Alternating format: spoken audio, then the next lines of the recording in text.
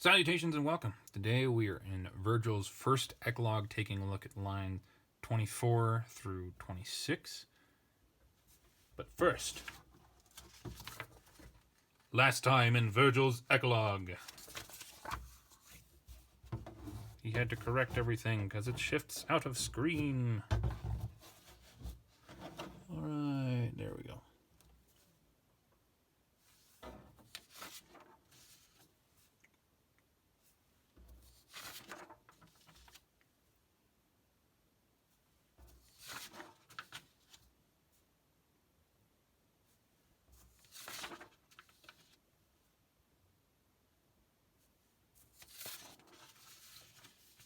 There we have it. Here's a rubric, everything we're looking for. Let's go ahead and get started. Verum haec tantum alias inter caput ex tulit urbes, quantum lenta solunt inter viburna cupressi. And Mobius says, et quae tanta fuit Roman tibi causa vivendi. Well, not vivendi, videndi. There we go. So, here we get the end of Tityrus's response, and then Melobius only has one line, and I find it kind of funny. But anyway, verum, here with the um, we have two options. This could just be an accusative singular, masculine or neuter, or this could be one of the adverbial uses of verum, where it takes the much, much older Latin position of using the accusative form adverb. As we take a look ahead, haec does not match verum, but tantum does match verum. However, tantum with that um right there could also be a classical accusative for adverb form. So that doesn't really help at all. Moving on, alias, still not our verb, but we have a familiar ending right there, nothing unusual. Inter, the preposition, but this is poetry. So you need to be very careful with your prepositions in poetry because they like to shift around. While tenus may like to appear behind its object, most of the rest of them like to appear before. But in poetry, they like to move them after if the meter demands it. So, alias might be this object of inter, or caput might be the object. We'll have to wait to figure that out. Ex tulit, here we finally come to our verb with the it. It's going to be a third person singular, and this comes from effere ex tuli elatum, if I'm remembering that correctly. And so this is going to be the perfect stem with it as the perfect ending. And that is active and indicative. So it raised up, it raised out. So we are looking for a singular subject that may or may not actually appear in here. And as we scroll back through this, I suppose, truly raised up, okay. Tantum, so great raised up, no. Alias, no. Caput, caputus, our neuter noun. This one could be our subject, the head raised up. And ex tulit would normally take a direct object, but I think, as with all poetic writings, the rules are bent a little. So this one does not need to take one. It can just take the subject itself as the object. Intransitively, there we go. Urbes, es right there, is a nominative or accusative plural. So it can't be the subject, forcing it to be only accusative plural, feminine. So then going back through nominative or accusative, those I don't think make much sense.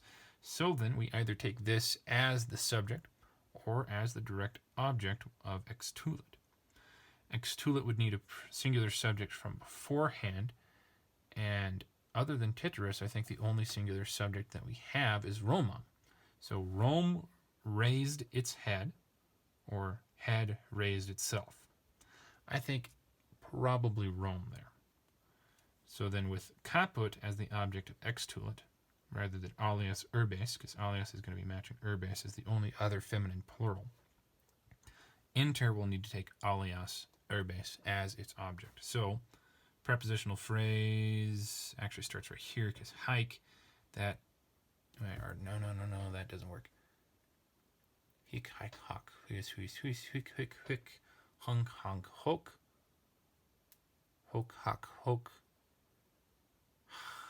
he, hi, haec, horum, harum, horum, his, hos, has. Yeah. I am misremembering that. So hike could be neuter plural, could be nominative singular feminine, nominative plural, yeah. So actually, I think we do have a representative of our subject in here with hike, because it doesn't match these, doesn't match that, doesn't match that. It stands alone, except maybe, no, well, that would have to be nominative. We already know that's not the case. So hike has to refer back to singular feminine, which then would be Rome. We have our subject right here. Nominative, singular, feminine. And then that would tell us that these are, in fact, going to be our adverbs, because they don't fit anywhere else in there. So prepositional phrase starts there, sort of stops there, and actually ends right there. All right. Truly, so far. And so far, so much, so great. I think so much makes sense with this, because raised up so much. Yeah, that works. Truly, this, I would say Rome, raised up, adverb, adverb, accusative, plural, feminine, matching that, plus accusative, and then caput is accusative, singular, neuter, our object, raised up by implication its, head, so is not spelled with an R, much, inter, among, other cities, comma. Well, that was hard enough. Moving on to our next clause, quantum lenta solunt. Here is our verb in T that we've seen before. So that's going to be third singular present. It is active and indicative. And we've got another enter notice right there. But they are accustomed. Who are they? Well, not quantum. Lenta, if it were modifying a neuter noun, could enter viberna. And viberna is neuter. So could be that the viberna are the ones that are accustomed. But then what is inter going with? Well, our only other word, cupresi, with that I right there, can't be an object of inter. So these two have to be accusative plural and neuter. And this is a little shrub brush. It can refer either to a what's called a wayfaring tree. I don't know what that is. Or a gilder rose. And I also don't know what a gilder rose is. Sorry, that's something you'll have to look up. So anyway, accusative plural neuter. This one is also accusative plural and neuter. It's object of the preposition.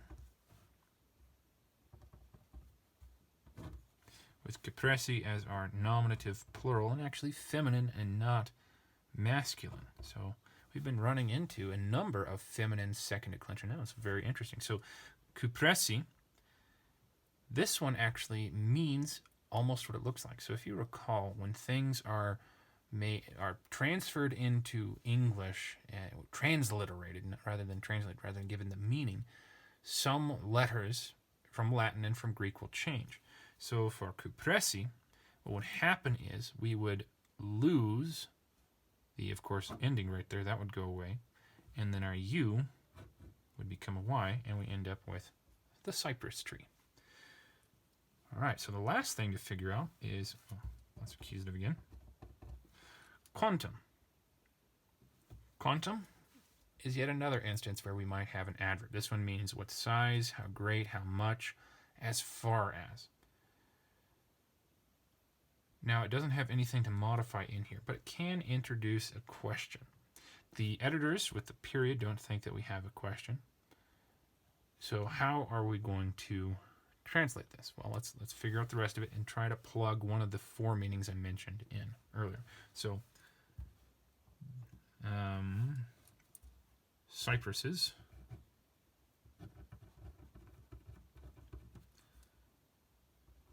are Customed. Yeah, I'll just stick with the custom. Customed among the... Oh, I forgot to tell you, linta. Linta can mean either tough, resistant, or barely yielding. And as a little hedge shrub, these things are going to be tough. They're not really going to yield anything. They'll survive the weather, is the idea. So I think I'm going to go with tough. Tough Gilder, so you can look it up, the spelling according to the dictionary. Rose. Okay, so now we have that, and we try quantum. What size cypresses are accustomed among the tough gilder rose? What? That doesn't make sense. Well, what we should infer is another extul. Well, extulerant. Cypresses are accustomed to rise among the tough gilder rose to show their height. How greatly cypresses are accustomed among the tough gilder rose? How muchly cypresses are accustomed? As far as cypresses are accustomed among the tough gilder rose. I think I'm going to go with as far as to get the idea across. What he's saying is that Rome is gigantic and all the other cities are puny, which is kind of true. And so there we have it. Tityrus responding to Melobius' question, answering exactly none of it. Unless he's saying that he worships Rome. And there were certainly some people who felt that way. And then you probably wonder, well, how does one worship a city? Well, for Vergil, for that time, what is at the heart of the city? What really is the power and the glory of Rome? Well, it's easy. Octavian. So, based on this entire paragraph by Tityrus, who is this god that is bringing him such prosperity? Well, he seems to be indicating that it's Octavian, later Augustus Caesar, who has done this for him. If you recall the context of this time period, Melobius he's having trouble because he's losing his land. He's a slave, of course, so his master's losing his land. He's losing his home. Why was that? Well, because while Antony was out fighting, Octavian was back in Rome in charge of making sure that the veterans were properly paid. So he'd confiscate land. He'd appropriate it and he'd give it to them. And this would mean that a lot of people would be out. And Melobius' master is one of those such people. Whereas Tityrus, it seems that his master is safe from that for some reason, which we may learn in a bit. So, Melobius says, et quae tanta fuit, there's our verb from sum esse fui, it is going to be the same as extulit, third singular, perfect, active, and indicative. So looking for singular subject, tanta could be it, quae could be it, Romam, no, so we've got an accusative singular there, tibi, that's dative singular, causa, causae, it's a feminine, so yeah, could be ablative singular, could be nominative singular. We don't need an ablative as far as you can tell because there's no preposition, so nominative makes the most sense. And then tanta would also be nominative singular, feminine, to modify it. Okay. And quae, feminine, so only option really is feminine in here. And nominative singular. And what has been, and then we'd say tibi, probably reference, so been for you, tanta, so great,